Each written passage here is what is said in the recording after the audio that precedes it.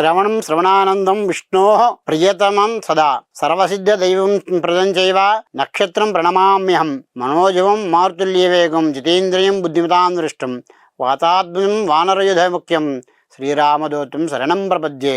ఓం శ్రీ గురుభ్యో నమ. కొలుగూరు న్యూస్ వీక్షకులకు శుభాశిష్యులు.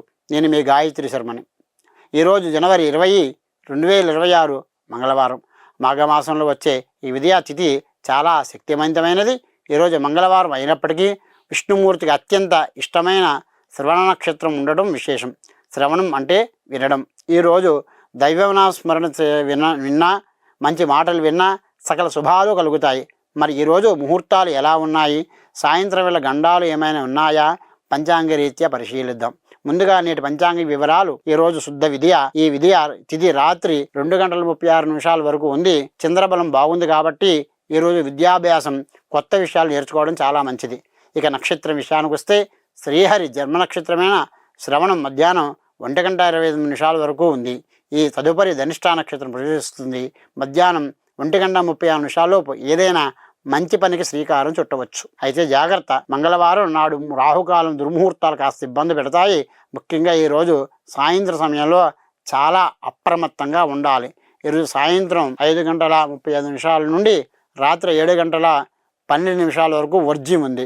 ముఖ్య గమనిక, సరిగ్గా సంధ్యా సమయంలో అంటే దీపారాధన చేసే సమయంలో ఈ విషయగాడియలు వచ్చాయి కాబట్టి ఈ సమయంలో శుభకార్య చర్చలు, ప్రయాణాలు, అప్పులు ఇవ్వడం లేదా తీసుకోవడం అసలు చేయకండి. ఈరోజు 2 సార్లు దుర్ముహూర్తం ఉంది. ఉదయం 8:40 నుండి 9:36 వరకు ఉదయం ఆఫీసులు వెళ్ళేవారు జాగ్రత్తగా వెళ్ళాలి. తిరిగి రాత్రి 10:51 నుండి 11:43 వరకు రాత్రి ప్రయాణాలు ఈ సమయంలో మంచిది కాదు. మరి అమృత గడియలు ఎప్పుడున్నాయి గురువుగారు అంటే ఈరోజు పగల మొత్తం ఖాళీగా ఉంది.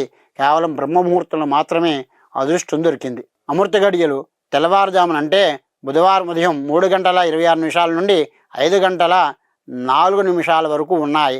ఎవరైతే మాఘస్నానాలు ఆచరిస్తారో, తెల్లవారుజామున నిద్రలేసి చదువుకుంటారో వారికి ఈ సమయం అద్భుతమైన జ్ఞాపక శక్తిని, ఆరోగ్యాన్ని ఇస్తుంది.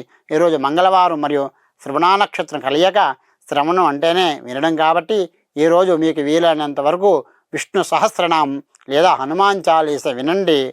అలాగే మంగళవారం కాబట్టి పక్షులు నీరు పెట్టడం, ఎర్రటి పూలతో దేవుడిని పూజించడం వలన రుణ బాధలు తిరిగిపోతాయి. రేపటి పంచాంగ విశేషాలతో మళ్ళీ కలుద్దాం. శుభమస్తు, దిగ్విజయమస్తు.